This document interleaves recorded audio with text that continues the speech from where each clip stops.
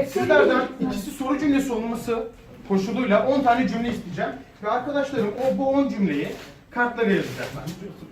Ve 5 tane kartı Umut'a, 5 tane kartı da Reyhan'a vereceğim. Ve ben oyunun belli anlarında kimin kart çıkarmasını istiyorsam kart diyeceğim. Ve onlar da o kartları çıkarıp okuyacaklar ve oyuna yedirmeye çalışacaklar. Oyun bundan ibaret. Teşekkür ederim. Şimdi sizlerden cümle alabilir miyim?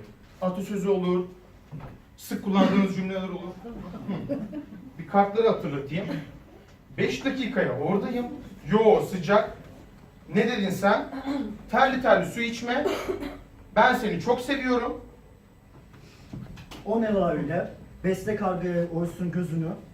Ben seni arkadaş olarak görüyorum. Abi niye tenhadan sürüyorsun? Telefonum sessizde kal. Ayna. Ayna. Şeyi aldım ya, kaktüsü aldım. Kaktüs. Kaktüsü. Kart turu için. 5, 4, 3, 2, 1. Mecnun. Ha, Mecnun bu çöllerde mahvoldum ben. Bulalım şu Leyla'yı da gidelim gözünü seveyim ya. Oy. ya bak bir şey diyeceğim sana. Ha. Umut kart. Ben o kızı bulmadan buradan şuraya gitmem. Tamam da beni niye sürükledin buraya? Oğlum bura çok sıcak lan. Çünkü ben seni çok seviyorum. Seni çok seviyorum. Yanında gel istedim ya. Şimdi Leyla ile benim aramda bir tercih yapmak zorundasın o zaman.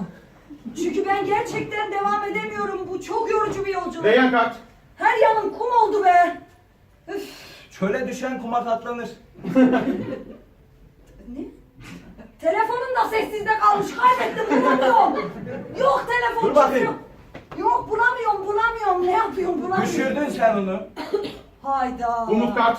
Bir ufak ses çıktı. Düşürdün sen onu. Sesi duyunca bana keşke tepki gösterseydin. Terli terli su içme dedim ya. Demedin mi? Mecnun. Bak güneş tepemde. Seraplar görüyorum her yerde, sular görüyorum. Bak bir de sana çatmayayım gözünü seveyim bak. Yemin ediyorum şuradaki kaktüse oturturum seni. Bak sinirleniyorum. Reyhan kart. Tamam özür dilerim. Şimdi Leyla'yı bulmak için biraz yürümemiz lazım gibi hissediyorum. Ben seni arkadaş olarak görüyorum, yürümem kardeşim.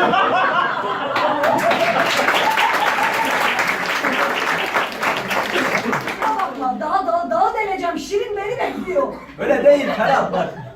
Yolda yürüyelim, beraber yürüyelim. Yani Umut kart. bilmiyorum. Şimdi Mecnuncuğum bak bir şey diyeceğim. Bu Leyla en son sana ne dedi? Nereye gitmiş olabilir? Bulalım. Ne dedin sen? En son diyorum ne dedi? En son Leyla sana ne dedi diyor. Ne dedin sen dedi işte. O zaman biraz sinirli. Nereye gitmiş olabilir? Reyhan kart. Şimdi burada hiç ev mev de yok. Ya şimdi mesajlaşıyorduk tamam mı? Bir şey söyledim. Böyle gülücüklü falan. Sonra ne dedin sen dedi. Bir atarlan da anlamadım. Abi niye tenhada sürünüyorsun sen de? Ha kız sinirlenmiş. Tenhalarda he? Çöldeyiz. Ne kadar doğru olabilir. Doğru, çok mantıklı.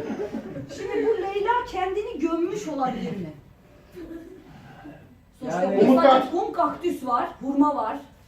Bildiğim kadarıyla. Yani öyle biliyorum, henüz denk gelmedik. Yo sıcak.